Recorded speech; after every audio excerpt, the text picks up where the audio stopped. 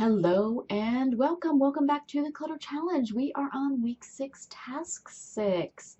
So, of course, I'm going to ask, how was task 5? Were you able to let go of some of that obligatory clutter, the family memorabilia that you were holding on to because you felt too guilty to let it go? I would love to hear how that worked out for you, so please feel free to use the comment section below. Now, this week we are going to move on to something completely different. The last few weeks we have been focusing on sort of shifting our beliefs and reframing our thought process. This week it's much more straightforward. We're moving into the heart of the home. That's right, we are going to the kitchen. And this week's task is clearing the kitchen countertops. Countertops, those flat spaces, they are a magnet for clutter. So specifically what I want you to do is go into your kitchen, of course, set the timer, and I want you to take a look around. What you're going to see are going to be two categories. You're going to see the stuff that actually belongs in the kitchen, and then you're going to see the stuff that doesn't. Okay, that was not like rocket science-y, was it?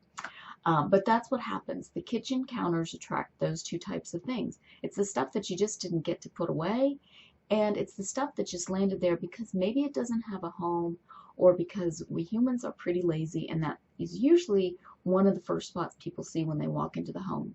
A lot of people enter into their kitchens, so naturally the kitchen countertop is an easy target for whatever you happen to be holding in your hand and you don't really know what to do with it. So I'll put it down here, and there it stays, and eventually it becomes part of the landscape. So put away the stuff that actually belongs in the kitchen, scan around, go and move across around the room and start putting stuff away. Then you're going to be left with the stuff that doesn't belong in the kitchen.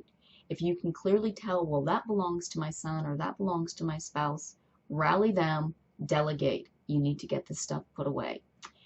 If you don't know where it belongs, well, you've got a little bit of a dilemma. Maybe the stuff there doesn't have a permanent home yet.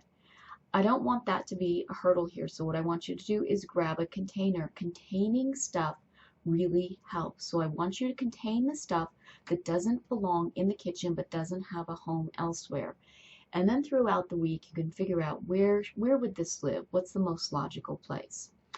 So the reason that you're doing this, the reason that you're actually containing that, is to get it out of the kitchen so that you can enjoy that visual imagery of the clean, clear kitchen. That does so much for our psyches, to be able to go into the kitchen and know that you can prepare a meal or a snack without having to slide something to the side, without having to worry about spilling on something important.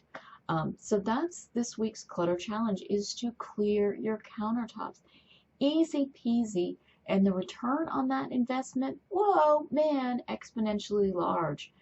So next week I will be back with task number 7, but I would love to hear, of course, how this task works out for you. So please feel free to leave a comment. Please feel free to share this video. And of course, please feel free to subscribe. And as always, if you have a question that you would like answered, an organizing question, a clutter clearing question, please feel free to ask away. I will definitely answer.